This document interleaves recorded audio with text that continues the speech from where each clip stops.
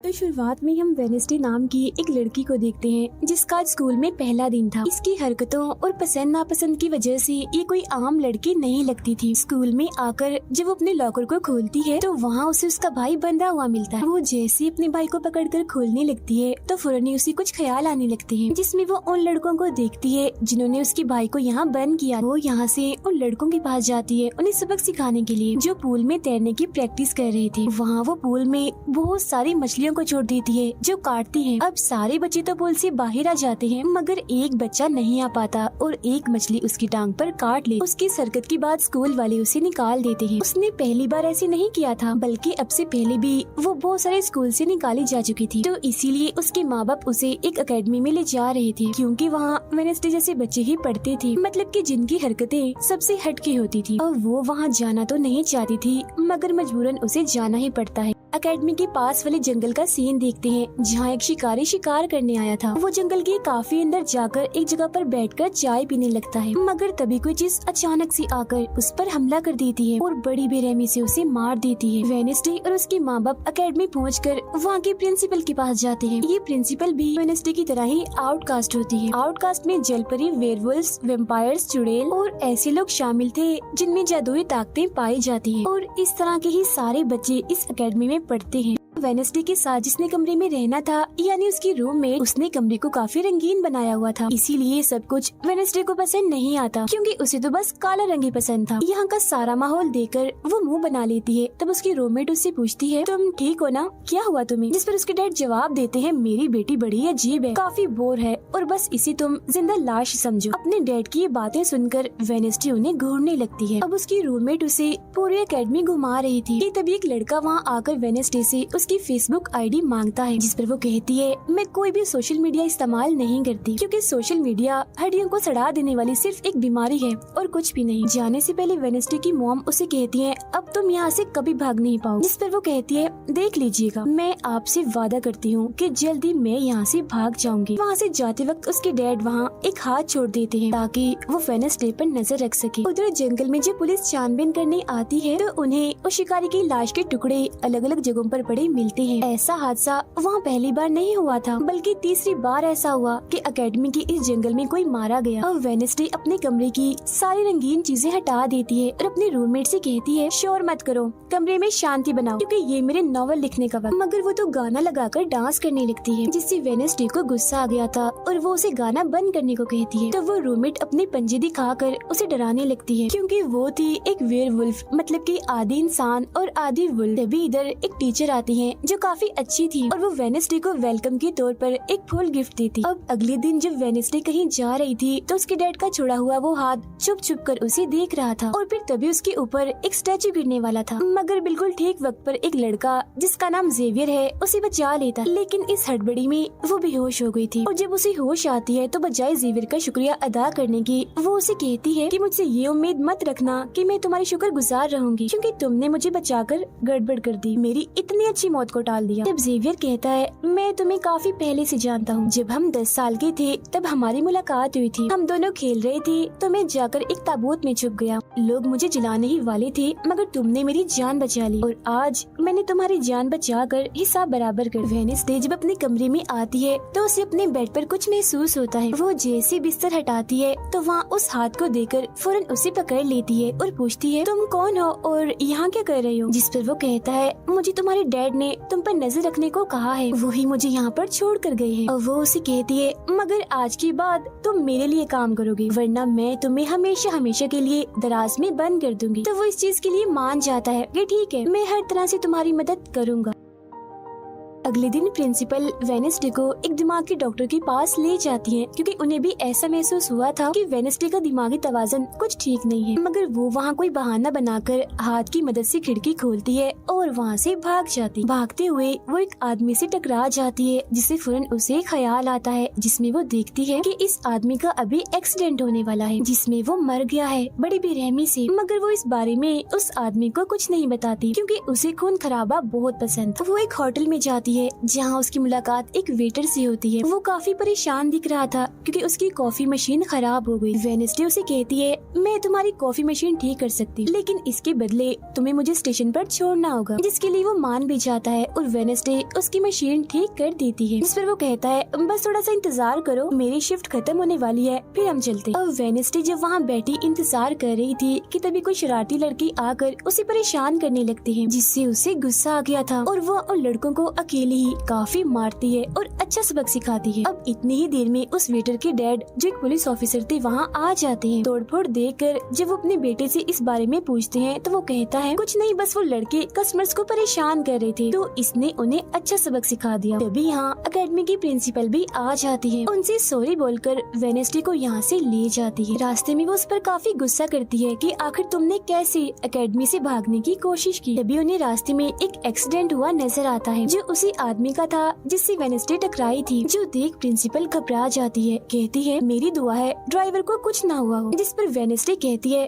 वो तो मर गया है और उसकी गर्दन भी टूट गई है। फिर अकेडमी में आने के बाद वेडनेसडे गिटार बजाने लगती है। वो काफी अच्छा बजा रही थी, जिसकी धुन प्रिंसिपल के साथ साथ काफी बच्चों को भी पसंद आती। रूममेट जब कमरे में आती है तो उसकी नजर हाथ पर पड़ती है, जिस बारे में वो वेडनेसडे से पूछती है कि ये क्या चीज है, जिस पर वो जवाब देती है कि ये हमारी एडम फैमिली का एक मेंबर है। अब हम एक अनजान लड़के को देखते हैं जो लाइब्रेरी में जाकर एक किताब से एक सफा फाड़ लेता है जिस पर एक तस्वीर बनी हुई। उधर हाथ वेटर के घर पहुंच जाता है, जिसे देख वो काफी डर गया था और उसे मारने लगता है। फिर हाथ उसे बैठने का इशारा करके उसे वेडनेसडे का नंबर देता है और उसे फोन करने का कहता है। फिर जब वेटर उसे कॉल करता है तो वो कहती है कि हमारी अकेडमी में एक त्योहार मनाया जाने वाला है जहाँ सभी बच्चे आएंगे, मैं वहाँ से भागने वाली हूँ और अगर तुम मुझे स्टेशन तक पहुँचा दोगे तो मैं तुम्हें काफी अच्छा इनाम दूंगी। जिस पर वो वेटर मान भी जाता है। जब वो त्योहार में जाती है तो देखती है कि प्रिंसिपल की नजर मुझ पर ही है, इसीलिए वो एक आदमी को पैसे देकर प्रिंसिपल का ध्यान भटकाने का कहती है। अब वेटर वहाँ आकर वेडनेसडे के जाने से पहले उसे उसके डैड का एक पुलिस रिकॉर्ड तोहफे में देता है जो उसने अपने डैड की फाइल्स में से चुराया था, क्योंकि उसके डैड एक पुलिस ऑफिसर जो थे। अब उस रिकॉर्ड को लेकर जैसे वो यहाँ से जाने लगती है तो तभी वो उस लड़के से टकरा जाती है जिसने बुक में से तस्वीर को फाड़ा था। टकराते ही वेडनेसडे को उस लड़के की मौत के ख्याल आने लगते हैं कि वो थोड़ी देर में मरने वाला है, जो बहुत ही भयानक थी। वो लड़का अब जंगल की तरफ जाने लगता है तो वेडनेसडे भी उसके पीछे जाती है और कहती है, रुक जाओ, जंगल में मत जाओ, तुम्हारी जान को खतरा है, तुम मर जाओगे। मगर तभी वो उसे अपने जादू से उड़ाकर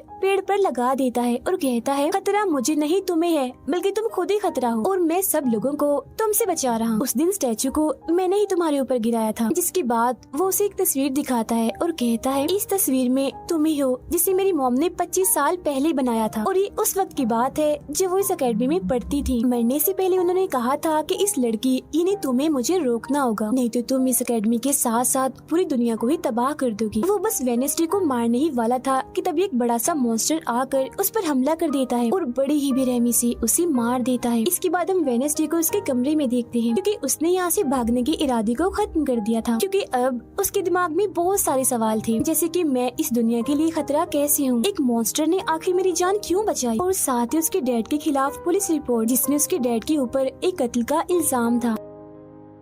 अब अगले दिन पुलिस ऑफिसर वहाँ आते हैं, क्योंकि वेडनेसडे ने ये रिपोर्ट लिखवाई थी कि उस अनजान लड़के की मौत मैंने अपनी आंखों से होती हुई देखी जंगल में। मगर पुलिस को वहाँ ना कोई लाश मिलती है और ना ही कोई ठोस सबूत। तो वेडनेसडे से पूछते हैं कि आखिर तुम इतनी रात को जंगल में कर क्या रही थी, जिस पर वो कहती है, मैंने जंगल में उस लड़के को जाते हुए देखा था और जब मैंने उसका पीछा किया तो देखा कि एक मॉन्स्टर ने आकर उसे मार दिया है, जिसके बाद में बेहोश हो गई। तो फौरन प्रिंसिपल पुलिस ऑफिसर से कहती है, उस लड़के का कोई कत्ल नहीं हुआ, वो जिंदा है, बस यहाँ से भाग गया है, इसीलिए आपको वेडनेसडे की बातों का यकीन नहीं करना चाहिए। अक्सर इसे इस तरह के दौरे पड़ते रहते, हम इसका इलाज करवा रहे हैं, जल्दी ये ठीक हो जाएगी। फिर जब प्रिंसिपल वहाँ से जाती है तो वो ऑफिसर से कहती है कि जंगल में कोई तो है जो सबको मार रहा है और उसी ने उस लड़के को भी मारा है। मगर तभी वहाँ वो लड़का आ जाता है जो जिंदा था और बिल्कुल सही सलामत भी। अब अगले दिन जब वेडनेसडे को डॉक्टर के पास ले जाया जाता है तो वो उससे पूछती है कि क्या तुमने ये अफवाह इसलिए फैलाई कि सभी की तवज्जो तुम पर हो जाए। लाइफ, यानी कि तुमने उस लड़के की मौत होते हुए देखा। जिस पर वो कहती है,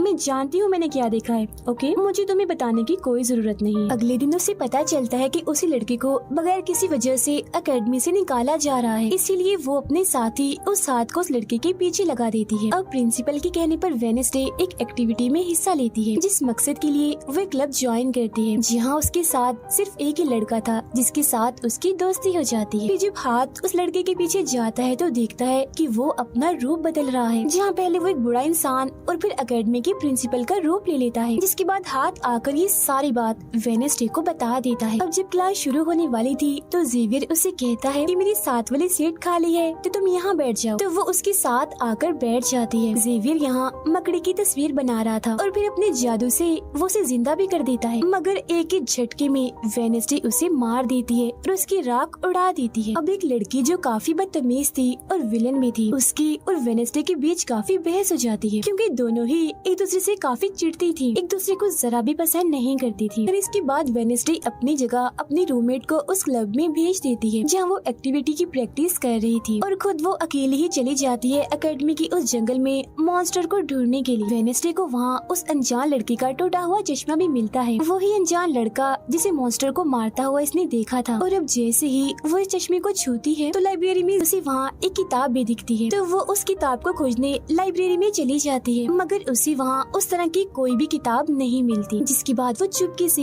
जेवियर के कमरे में चली जाती है, क्योंकि वो लड़का और जेवियर एक ही कमरे में रहती थी। वेडनेसडे और हाथ यहाँ पर उस किताब को ढूंढ रहे थे, मगर तभी यहाँ जेवियर आ जाता है, जिस वजह से वो बेड के नीचे छुप जाते हैं। तभी जेवियर के पास वो विलन लड़की भी आती है और उसे कहती है, तुम मुझसे क्यों नाराज हो, अच्छा गुस्सा छोड़ो, सुलह कर लो। जिस पर वो मना कर देता है। अब उसके इनकार पर विलन लड़की को लगने लगता है कि ये सब वो वेडनेसडे की वजह से कर रहा है, इसीलिए वो कहती है कि कल मैं वेडनेसडे समेत तुम्हारे सभी साथियों की कश्तियों की धज्जियां उड़ाने वाली हूँ। बेड के नीचे छुपे वेडनेसडे और हाथ भी उसकी ये बात सुन लेते। कमरे में वापस आने के बाद वेडनेसडे अपने रूममेट से कहती है कि कल जो कश्तियों की रेस होने वाली है मैं भी उसमें हिस्सा लूँ, और कुछ भी हो जाए उस घमंडी लड़की यानी विलन को मैं हरा कर ही रहूंगी। अब अगले दिन जब रेस शुरू होती है तो बताया जाता है कि इस मुकाबले का कोई भी असूल कानून नहीं है, जो भी टीम सबसे पहले गुफा में जाकर झंडे को लाएगी वही टीम जीत जाएगी। जिसके फौरन बाद गेम शुरू हो जाती है और विलन भी अपनी चालें चलना शुरू कर देती। वो अपने एक जलपरी साथी की मदद से एक टीम की कश्ती को तुड़वा देती है, जिससे वो पूरी टीम पानी में गिर जाती है। मगर फिर जब वो जलपरी वेडनेसडे की कश्ती की तरफ आ रही थी तो हाथ उससे पहले ही जाल फेंककर उसे जाल में फंसा लेता है। अब किनारे तक सिर्फ 3 ही टीम्स पहुँच पाती है, और जब सारे लोग झंडा लेने अंदर जाते हैं तो रूममेट अपने पंजों से जोकर टीम की कश्ती में छेद कर देती है। फिर सभी के साथ वेडनेसडे जब झंडा लेकर आ रही थी तो उसे ख्याल आता, जिसमें वो अपने ही जैसी एक लड़की को देखती है जिसके हाथ में किताब थी। होश में आने पर झंडा लेकर वो वापिस से कश्ती में चली जाती है। जोकर्स की कश्ती तो छेद होने की वजह से वहीं पर ही डूब जाती है, जबकि जलपरी दोबारा से वेडनेसडे की कश्ती पर हमला करने लगती है, मगर हाथ पानी में जाकर जलपरी को जोर से मुक्का मार। अब वेडनेसडे अपनी कश्ती से बहुत सारे तीर निकाल कर विलन की कश्ती में छेद कर देती है, जिससे उसकी कश्ती डूब जाती है और वेडनेसडे की टीम इस रेस को जीत जाती है। अब ये 4 साल में पहली बार हुआ था जब उस विलन को किसी ने हराया था, इसीलिए आज वो गुस्से में आग बगोला हुई। रात के वक्त वेडनेसडे एक स्टैचू के पास जाती है जिसके हाथ में किताब थी। किताब पर लिखी एक पहेली को जैसे ही वो सुलझाती है तो वहाँ एक रास्ता खुल जाता है। जैसे ही उसके अंदर जाती है तो देखती है कि यहाँ उसके मॉम डैड के अलावा और भी बहुत सारे लोगों की तस्वीरें लगी हुई हैं। उसे वहाँ वो किताब भी मिल जाती है जिसकी वो तलाश कर रही थी, मगर जैसे वो उस किताब को वहाँ से लेकर जा रही थी कि तभी अचानक से कोई आकर उस पर हमला कर देता है, जिससे वो बेहोश हो जाती है। अब उसे जैसे होश आती है तो देखती है कि उसे कुछ लोगों ने बंदी बनाया हुआ है, जिन्होंने मास्क भी लगाए हुए थे, मगर उनकी आवाज सुनते ही वेडनेसडे उन्हें पहचान लेती है और कहती है कि मैंने तुम्हें पहचान लिया है, तुम अपने अपने मास्क हटा सकते हो। असल में ये लोग और कोई नहीं बल्कि विलन और उसके साथी थे। इसी दौरान वो अपनी रस्सी भी खोल चुकी थी और वहाँ से जाने लगती है, मगर जाते जाते वो कहती है तुम सब छोटे बच्चे हो, अगवा करना भी तुम्हें ठीक से नहीं आता। वापस आने के बाद वो उस तस्वीर को किताब पर लगाकर मुकम्मल करती है जिसे उस लड़के ने किताब से फाड़ लिया था और वो उसे पढ़ने लगती। अब अगले दिन प्रिंसिपल सभी बच्चों को एक प्रोजेक्ट देती है जिसमें उन्हें शहर की सारी दुकानों पर जाकर काम करना था। शहर पहुंचने के बाद वेडनेसडे जेवियर को वो किताब दिखाकर पूछती है कि क्या तुम इस किताब को पहचानते हो, जिस पर वो कहता है हाँ, इस किताब को लेकर मेरे और उस लड़के के बीच में लड़ाई भी हुई थी जिसके बारे में तुमने कहा था कि मॉन्स्टर ने उस पर हमला कर दिया था। ये किताब एक जादूगर की है और 30 सालों से भी ज्यादा पुरानी है, तो तुम इसके साथ क्या कर रही हो। ये सुन वो उससे पूछती है तुम उस जादूगर के बारे में और क्या जानते हो। वो कहता है कुछ खास नहीं, अगर तुम उस जादूगर के बारे में जानना चाहती हो तो तुम्हें उसके घर जाना होगा जो काफी पुराना एक खास घर है। अकेडमी के सारे बच्चे भी अलग अलग दुकानों में जाकर काम करने लगते हैं। वेडनेसडे एक वेट्रेस बनी थी मगर उसका नखरा गुस्सा देखकर कोई भी उसे खाने की चीज नहीं लेता। वेडनेसडे का दोस्त पेस्ट्री खा रहा था कि तभी शरारती बच्चे आकर उसे परेशान करने लगते हैं और बस फिर होना क्या था, वेडनेसडे वहाँ आती है और उन्हें खूब मारती है। इसके बाद वो अपने उस दोस्त को लेकर जादूगर के घर जाती है ताकि वो सारी सच्चाई जान सके कि आखिर बात क्या है और उस किताब के बारे में भी। उसी वहाँ जादूगर की बहुत सारी चीजें और एक पेंटिंग भी दिखाई देती है। पेंटिंग में वो उसी लड़की को किताब पकड़े हुए देखती है जो उसे गुफा के पास भी दिखी थी। उसके ख्याल में जब उनकी रेस में वेडनेसडे झंडा लेने गई, फिर उसी वहाँ इस पेंटिंग वाली लड़की की किताब भी मिल जाती है मगर वो खाली थी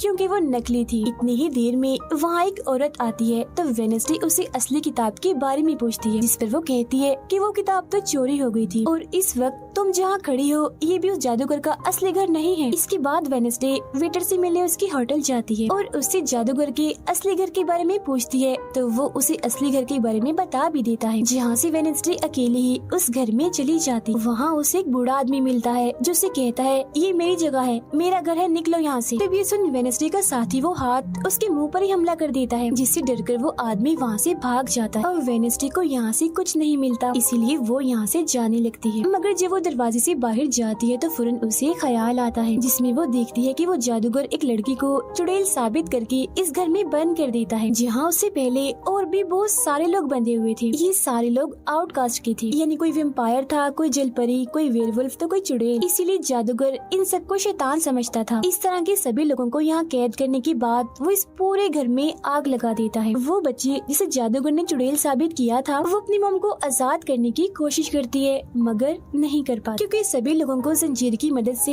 जमीन के साथ बांधा हुआ था। सिर्फ वो बच्ची ही आजाद थी, इसीलिए अपनी माँ के कहने पर उसे बेसमेंट के जरिए वहाँ से भागना पड़ता है। जिसके बाद वो जादूगर जो बेहद ही जालिम था सभी आउटकास्ट के लोगों को जला देता है। तभी वो लड़की वेडनेसडे के पास आती है और कहती है वो बहुत ही जालिम है, हम सबको मार देगा। तब इतनी ही देर में वो जादूगर भी वहाँ आ जाता है जिससे वेडनेसडे डर जाती है और वापिस से होश में मतलब कि मौजूदा वक्त में आ जाती है। होश में आते वो हाथ से कहती है मैंने उस लड़की को देख लिया, उसने मुझसे बात भी की, मुझे लगता है वो मेरे खानदान की कोई मेंबर है। तभी यहाँ जंगल वाला मॉन्स्टर आकर इस घर पर हमला कर देता है मगर जब उसकी नजर वेडनेसडे पर जाती है तो वो यहाँ से भाग जाता है।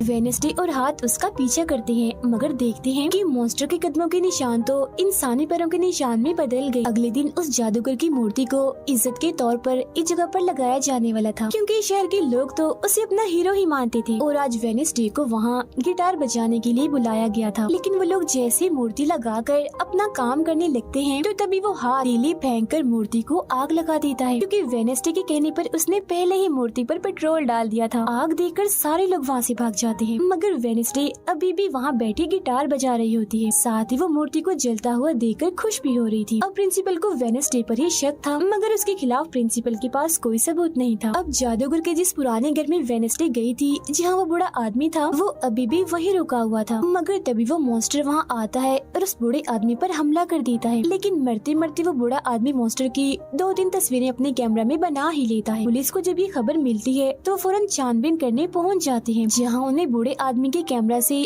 मॉन्स्टर की तस्वीर भी मिल जाती है। अगले दिन हाथ मुर्दा घर जाकर वहाँ लगी कैमरा पर कोई चीज लगा देता है ताकि जो वो करे उसे कोई ना देख सके। फिर वो दरवाजा खोलता है तो वेडनेसडे अंदर आती है। वो यहाँ दरअसल उस बूढ़े आदमी के जख्मों को देखने आई थी जिसे उस मॉन्स्टर ने मारा था। वो बूढ़े आदमी की लाश को देखकर सारा डेटा अपने पास रिकॉर्ड कर लेती है जबकि हाथ उसकी एक फाइल बनाने में लग जाता है। तभी वहाँ डॉक्टर और पुलिस ऑफिसर भी आ जाते हैं। तब छुपने के लिए वेडनेसडे एक बॉक्स मिस हो जाती है। फिर जब डॉक्टर उस बॉक्स को खुला हुआ देखते हैं तो फौरन उसे चेक करते हैं, मगर जब वेडनेसडे को उसमें पड़ा हुआ देखते हैं तो उन्हें लगता है कि ये भी एक लाश है, इसीलिए वो उस बॉक्स को बंद करके वहाँ से चले जाते हैं। मगर फिर जब हाथ उसे वहाँ से लेने आता है तो वो कहती है, अच्छा तंग मत करो प्लीज, थोड़ी देर और सोने दो, बड़ा मजा आ रहा है। फिर इसके बाद वो अपनी छानबीन से ये पता लगवा लेती है कि वो मॉन्स्टर असल में जिस्म के हिस्सों को इकट्ठा कर रहा है। फिर अगले दिन जब वो अकेडमी जाती है तो उसे जेवियर की गर्दन पर किसी के पंजों के निशान दिखते हैं। अब हम जेवियर को एक केबिन से बाहर आता हुआ देखते हैं और क्योंकि वेडनेसडे को उसके जख्मों पर पहले से ही शक था तो वो भी उसका पीछा करते करते वहाँ आ गई थी। उसे वहाँ पर बहुत सारी मॉन्स्टर की ड्राइंग्स और तस्वीरें दिखती हैं। एक तो तस्वीर को लेकर जैसी वो वहाँ से जाने लगती है तो तभी जेवियर उसे देख लेता है और जाने से रोक देता है, मगर वेडनेसडे उसका ध्यान भटकाने के लिए उसे बस एक ही बात कह देती है कि क्या तुम आज रात होने वाली डांस पार्टी में मेरे साथ चलोगे। जिसके बाद वो जेवियर की बनाई मॉन्स्टर की ड्राइंग्स ले जाकर पुलिस ऑफिसर को दे देती है, जिस पर वो कहते हैं इससे हम किसी को भी नहीं पकड़ सकते, कोई ठोस सबूत लेकर आओ। अब वेडनेसडे अपनी सारी रिसर्च को अपने दोस्त के सामने रख देती है ताकि वो उसकी मदद कर सके। उनमें से एक ड्राइंग को देखकर उसका दोस्त कहता है कि मैं इस जगह के बारे में जानता हूँ, जिसके बाद वो वेडनेसडे को उस जगह पर ले जाता है जो एक गुफा थी, जिसके अंदर जाकर उन्हें बहुत सारी हड्डियाँ और एक हथकड़ी भी मिलती है। थोड़ा छानबीन करने पर उसे वहाँ एक नोकदार बड़ा सा नाखून भी मिलता है, जिसे वो अपने पास रख लेती है। जिसके बाद वो जेवियर के पेंटिंग वाले केबिन में जाती है और डस्टबिन से एक कपड़ा जिस पर खून लगा हुआ था उसे निकाल कर अपने पास रख लेती। फिर जैसी वो वहाँ से जाने लगती है तो तभी वहाँ जेवियर आ जाता है और उसे पूछता है, तुम यहाँ मेरे केबिन में क्या कर रही हो। उसकी बात डालकर वो उसे पूछती है, ये जो चोट तुम्हारी गर्दन पर है ये तुम्हें कैसे लगी। तब वो बताता है कि पिछले कुछ दिनों से ये मॉन्स्टर मेरे सपनों में आ रहा है, इसीलिए मैं इसकी ड्राइंग्स बनाता हूँ, मगर एक दिन मैंने अपने जादू पर से कंट्रोल खो दिया और ड्राइंग के अंदर से मॉन्स्टर की पंजे ने निकल कर मुझे नोच लिया। लेकिन अब क्योंकि वेडनेसडे उस पर शक कर रही थी इसीलिए वो उस पर काफी गुस्सा करता है और फौरन उसे यहाँ से जाने का कहता है। अब वेडनेसडे वो खून लगा कपड़ा और नाखून जाकर पुलिस ऑफिसर को दे देती है और कहती है, ये लो ठोस सबूत और बेशक डीएनए टेस्ट करवा लो, मेरे ख्याल से इतना सबूत काफी होगा, है ना। वो अपने दोस्त के पास जाती है और कहती है कि डांस पार्टी में जाने के लिए हमारे साथ कोई नहीं है, तो हम ऐसा करते हैं डांस पार्टी में नहीं जाते बल्कि गुफा में जाकर मॉन्स्टर को ढूंढते। जिसके बाद रात को वेडनेसडे अपने दोस्त के साथ जंगल में जाने की तैयारी कर रही थी, मगर तभी उसके दरवाजे पर वेटर तैयार होकर आता है क्योंकि हाथ ने उसे वेडनेसडे की तरफ से डांस पार्टी में चलने की दावत भेजी थी। अब क्योंकि वेटर काफी खुश था तो वेडनेसडे उसका दिल तोड़ना नहीं चाहती थी, इसीलिए वो अपने गुफा में जाने वाले प्लान को खत्म करके वेटर के साथ पार्टी में जाने का फैसला करती है। जब वेडनेसडे वहाँ से जाने लगती है तो उसका दोस्त वहाँ आता है तो वो उसे कहती है, आई एम सॉरी मैं पार्टी में जा रही हूँ, हम ऐसा करते हैं कल गुफा में जाएंगे।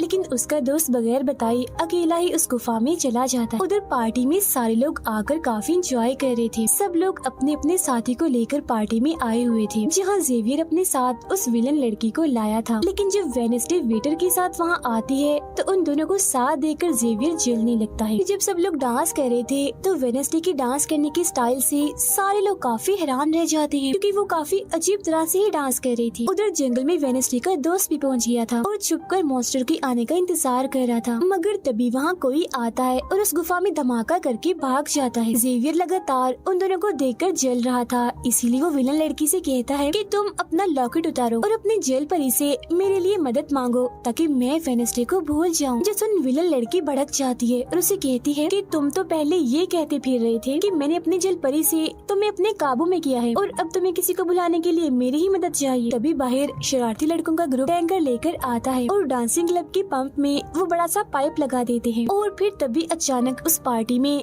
खून की बारिश होने लगती है क्योंकि जो टैंकर वो शरारती लड़के लाए थे जिसका पाइप उन्होंने लगाया था उसमें दरअसल खून था। ये देख सारे लोग घबरा जाते हैं और पार्टी से भागने लगते हैं, मगर वेडनेसडे वहीं खड़ी रहती है क्योंकि उसे तो अब और मजा आ रहा था क्योंकि वो बारिश खून की नहीं बल्कि कलर की थी जिसमें वो काफी एंजॉय कर रही थी। तभी वेडनेसडे को ख्याल आता है जिसमें वो देखती है कि उसका दोस्त अकेला ही जंगल में चला गया है जहाँ वो मुसीबत में है, उसकी जान खतरे में है, इसीलिए वो जंगल की तरफ उसे बचाने के लिए भाग जाती है। उसके दोस्त के पीछे दरअसल वो मॉन्स्टर पड़ गया था जिससे बचकर वो भाग रहा था। वो मॉन्स्टर एक बार उस पर हमला करता ही है कि तभी वेडनेसडे उसे ढूंढते हुए वहाँ आ जाती है। तब मॉन्स्टर उसे देखकर वहाँ से भाग जाता है। वो अपने दोस्त को बेहोश पड़ा हुआ देखकर काफी घबरा जाती है। इतनी ही देर में उसकी टीचर भी उसका पीछा करते करते वहाँ आ गई थी, जिसके बाद उसके दोस्त को हॉस्पिटल ले जाया जाता है और वेडनेसडे खुद वापस अपने एकेडमी में आ जाती है जहाँ वो अपने डैड पर लगी इल्जाम को सुलझाने की कोशिश कर रही थी कि आखिर सच क्या। अकेडमी में सारे माँ बाप अपने बच्चों से मिलने आते हैं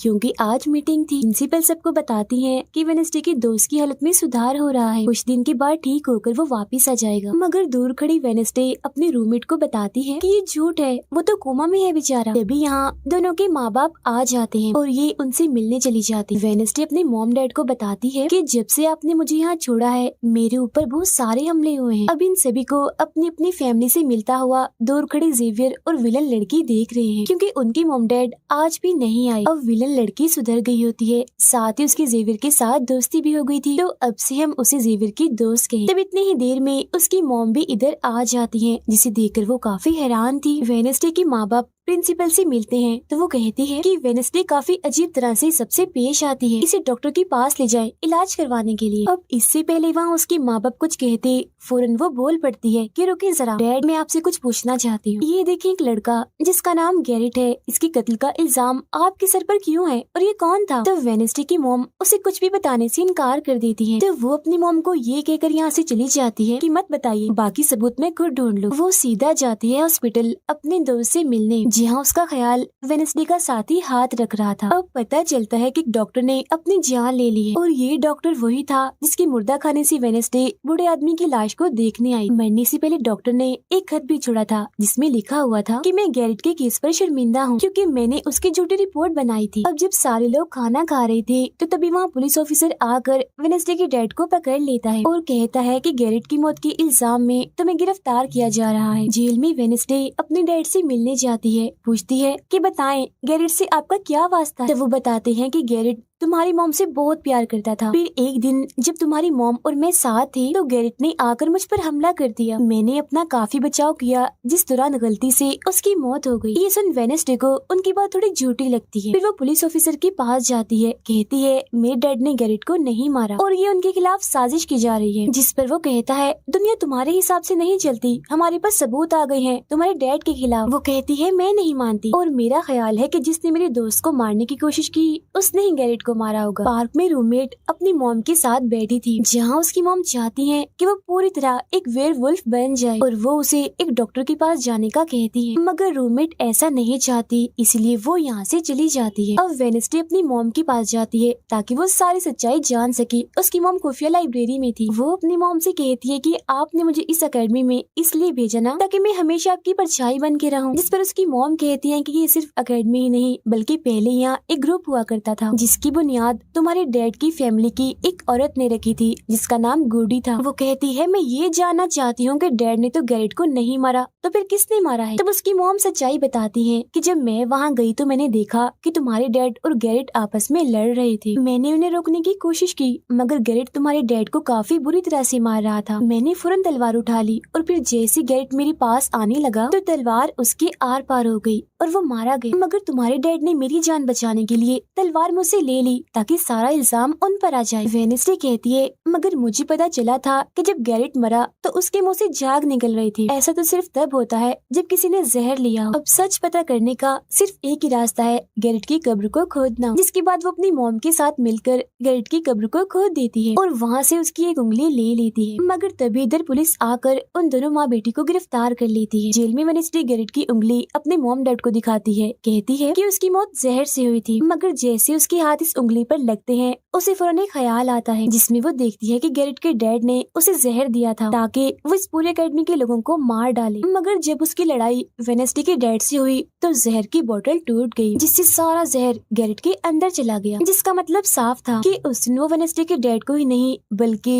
पूरी अकेडमी को ही खत्म करने आया था। जेल से रिहा होने के बाद वेडनेसडे और उसकी मॉम मेयर के पास जाती है, कहती है आपने गैरेट की मौत के सच को छुपाया, उसकी मौत जहर से हुई थी न कि तलवार से और ये बात साबित भी हो गई है। जो सुन मेयर सब कुछ सच बता देता है जिसके बाद वेडनेसडे के डैड को भी रिहा कर दिया जाता है। अब वेडनेसडे अपनी मॉम को बताती है कि मुझे बहुत ख्याल आते हैं, जिस पर उसकी मॉम कहती है कि ये खासियत हमारे खानदान में है, ख्याल सबको आते हैं, अगर ख्याल हमारे कंट्रोल में ना रहे तो ये हमें पागल बना सकते हैं, इसीलिए हमारे खानदान के पुराने लोग आकर हमें आसान रास्ता बताते हैं और ट्रेनिंग देते हैं। तो वेडनेसडे फौरन बोलती है जैसे गुडी एडम्स जिसके बारे में आपने बताया था कि वो मेरे डैड के खानदान की है, जिस पर उसकी मॉम कहती है कि मुझे नहीं पता, बहरहाल तुम होशियार रहना, क्योंकि गुडी एडम्स बदला चाहती थी जिसके चक्कर में वो खुद भी नहीं बच पाई। फिर सबके माँ बाप अपने अपने बच्चों से मिलकर जा रहे थे। रूममेट अपनी मॉम को कहती है, आप फिक्र मत करना, जब मुझे वेयरवुल्फ बनना होगा मैं बन जाऊँ। जाने से पहले वेडनेसडे की मॉम उसे वही किताब देती है जो अक्सर प्रिंसिपल के पास हुआ करती थी। वो किताब लेकर वेडनेसडे प्रिंसिपल के पास जाती है, कहती है कि उस अनजान लड़की को आपने मारा था, मैंने देखा था, जिसके बारे में मैंने कहा था कि उसे मॉन्स्टर ने मारा है, क्योंकि वो आप ही हो जो खुद को बदल बदल कर लोगों को मार रही हो। मैं ये बात अब पुलिस को बता दूंगी। जिस पर प्रिंसिपल कहती है, नहीं, उसे मैंने नहीं मारा, बल्कि वो तो अपनी ताकतों पर से कंट्रोल खो बैठा था और उस दिन उसने तुम्हें मारने की भी कोशिश की थी। इनकी बातों के दौरान इन्हें बाहर से शोर सुनाई देता है। ये चेक करने जब वहाँ जाती हैं तो पता चलता है कि बाहर ग्राउंड में आग से कुछ लिखा हुआ है। अब वेडनेसडे अपने चारों तरफ मोमबत्तियां जला के बैठी थी क्योंकि वो गुडी को बुलाने की कोशिश कर रही, मगर तभी इधर उसकी रूममेट आ जाती है। साथ ही उसे एक खत भी मिलता है जिसमें कोई उसे गुफा में मिलने बुलाता है। जब वेडनेसडे अपनी रूममेट के साथ वहाँ जाती है तो गुफा के अंदर जाने के बाद उसे एहसास होता है कि यहाँ कोई है। यहाँ दरअसल जेवियर और उसके साथी थे जो वेडनेसडे को सरप्राइज देना चाहते थे क्योंकि आज उसकी बर्थडे थी। यहाँ वेडनेसडे को एक लाइन लिखी हुई दिखती है कि जब मैं लौटूंगा तो शोले बरसेंगे। इसे जैसी वो हाथ लगाती है तो उसे ख्याल आता है जिसमें वो उसी लड़की से मिलती है जो अक्सर उसे नजर आया करती थी, और ये और कोई नहीं बल्कि गुडी ही है। वो वेडनेसडे को एक महल दिखाकर कहती है कि अगर तुम्हें उस जादूगर के बारे में जानना है तो तुम्हें इस महल को ढूंढकर यहाँ आना होगा। जब वो ग्राउंड में खड़ी उस लाइन को देख रही थी जहाँ आग से कुछ लिखा था तो तभी उसके पास जेवियर आता है जिससे वो बात नहीं करती क्योंकि नाराज थी। उसे लग रहा था कि हो ना हो जेवियर ही वो मॉन्स्टर है। फिर वो अपने दोस्त के पास हॉस्पिटल जाती है जो अभी भी बेड पर था और उसकी हालत भी खराब थी, इसीलिए वो उसे कोई बात नहीं कर पाती। अब वेडनेसडे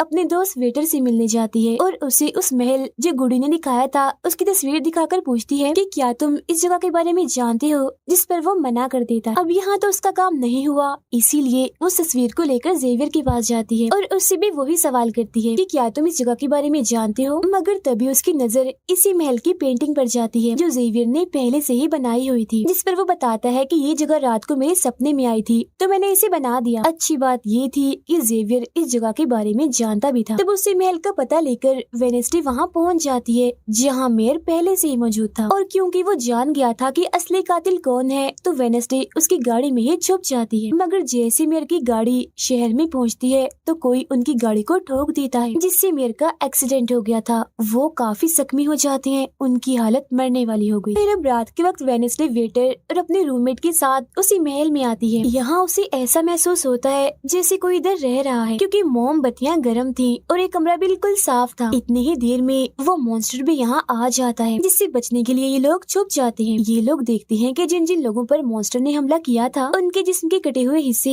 यहाँ पर पड़े हुए हैं। अब वेडनेसडे अपने दोस्तों को मॉन्स्टर से बचाना चाहती थी, इसीलिए वो उन्हें यहाँ से ले जाती है। ये वेटर के घर जाते हैं जहाँ जैसे उसके डैड आते हैं तो वेडनेसडे उन्हें कहती है कि मैं आपको कुछ दिखाना चाहती हूँ, क्योंकि वो पुलिस ऑफिसर जो थे वो जब उन्हें महल में ले जाती है तो वहाँ पर कुछ भी नहीं था, मतलब जिस्म के कटे हुए हिस्से जो पहले यहाँ पर रखे हुए थे अब वो वहाँ पर नहीं पड़े थे, जिससे पुलिस ऑफिसर को गुस्सा आ जाता है और वो कहते हैं कि आज के बाद तुम मेरे बेटे से नहीं मिलोगी। अब जब वेडनेसडे एकेडमी आती है तो वहाँ उसे प्रिंसिपल मिलती है जो कहती है कि तुम्हें मैंने कहीं भी जाने से मना किया था मगर तुमने मेरी बात ना मानकर अच्छा नहीं किया। जिस पर वो जवाब देती है, मैं सच का पता लगवाने गई थी इसीलिए मैं माफी नहीं मांगूंगी, मैंने कुछ गलत नहीं किया है। जिसके बाद वो प्रिंसिपल को एक पेंटिंग भी दिखाती है जिसमें वो जादूगर था और वेडनेसडे खुद थी। बताती है कि इसीलिए वो अनजान लड़का मुझे मारना चाहता था क्योंकि उसे लग रहा था कि एकेडमी के लिए मैं खतरा हूँ, मगर खतरा दुश्मन कातिल तो कोई और ही है, जबकि मैं तो इस एकेडमी और सबको बचाना चाह रही हूँ तो मुझे एक मौका मिलना चाहिए। प्रिंसिपल कहती है, नहीं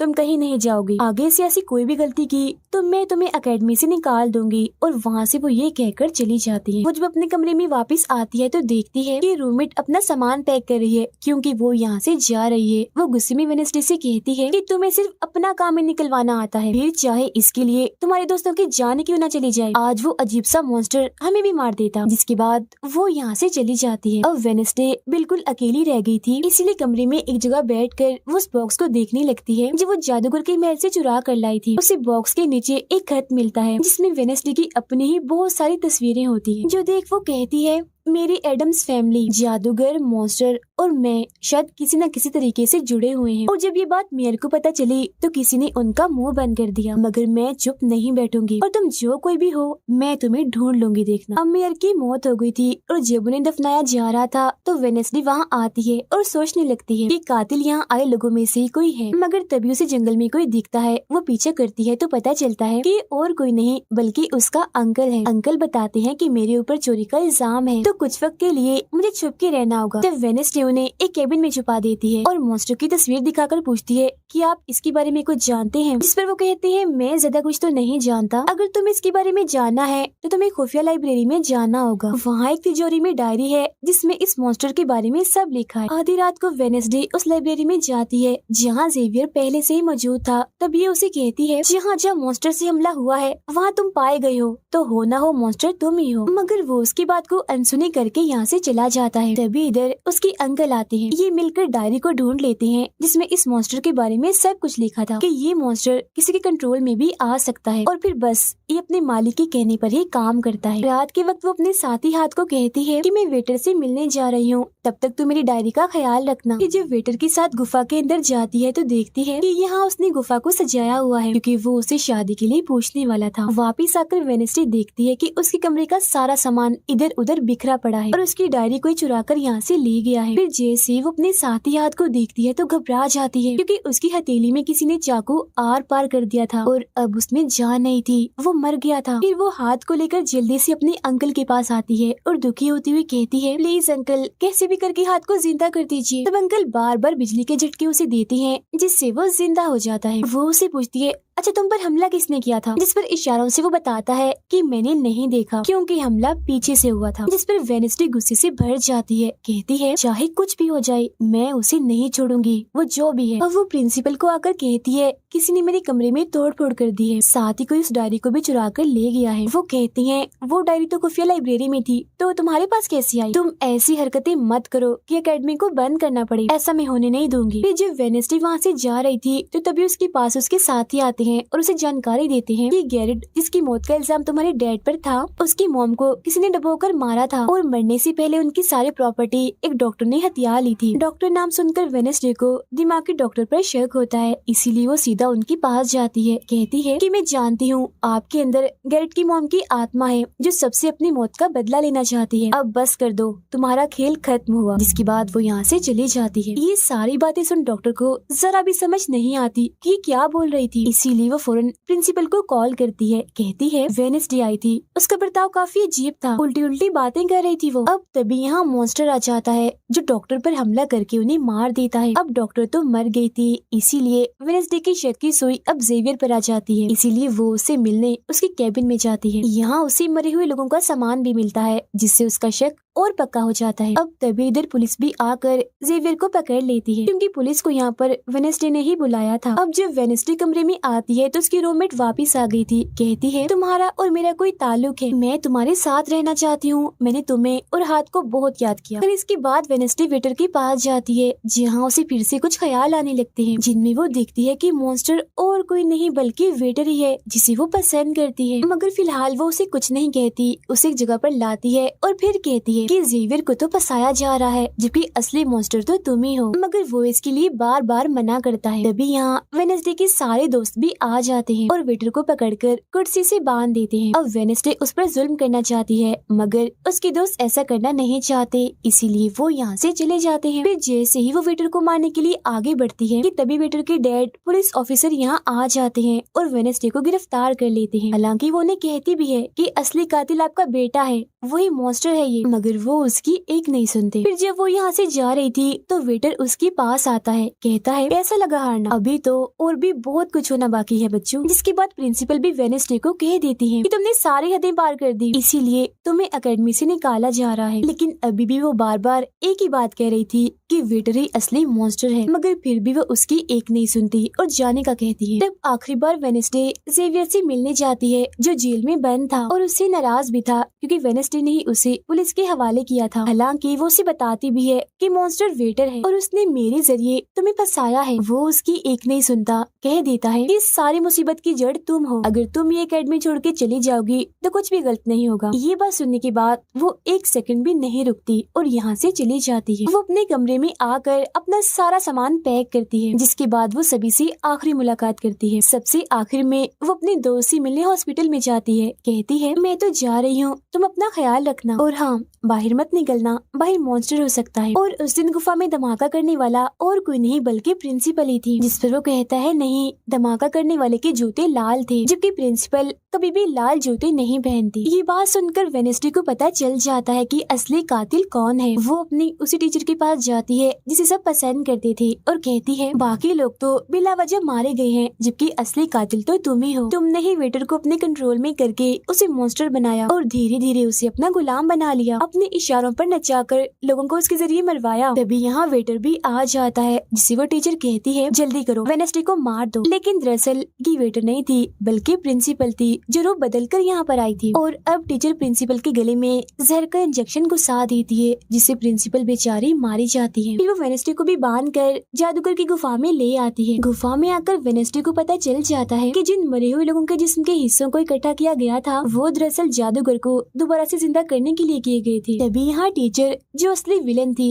वेडनेसडे को बताती है कि जब गुडी ने जादूगर को मारा था तो गुडी ने अपने खून से जादूगर की कब्र पर एक ताला लगा दिया था और अब जादूगर को जिंदा करने के लिए हमें गुडी की फैमिली मतलब एडम्स फैमिली के ही किसी इंसान का खून चाहिए, साथ ही पूरे चांद की रात भी हो। और अब हमें ये सुनहरी मौका मिल गया है जादूगर को जिंदा करने का, क्योंकि एडम्स फैमिली से तुम हो और आज पूरे चांद की रात भी है, हम तुम्हारा खून लेंगे। जिसके बाद टीचर वेडनेसडे के हाथ पर कट लगा देती है, जिससे उसका खून निकलने लगता है। फिर वो उसके खून से जादूगर की कब्र का ताला खोल देती है और फिर अगले ही पल जादूगर भी जिंदा होकर अपनी कब्र से बाहर आ जाता है। बाहर आते ही वो वेडनेसडे को चाकू मार देता है, जिससे वो जख्मी हो जाती है। इसके बाद वो एकेडमी को खत्म करने के लिए चला जाता है। अब तभी यहाँ गुडी एडम्स आती है और वेडनेसडे को बिल्कुल ठीक कर देती है, मतलब कि उसके जख्म, और कहती है मैंने तुम्हें ठीक तो कर दिया है मगर अब के बाद मैं तुम्हें नजर नहीं आऊंगी। जंगल की रास्ते से जब वेडनेसडे जा रही थी तो तभी उसके सामने वेटर आ जाता है। उसे टीचर कंट्रोल कर रही थी, इसीलिए वो मॉन्स्टर बनकर उस पर हमला कर देता है। वो बस उसे मारने ही वाला था कि तभी यहाँ एक वेयरवुल्फ आ जाती है, जो और कोई नहीं बल्कि रूममेट थी, जो आज पहली बार वेयरवुल्फ बनी थी,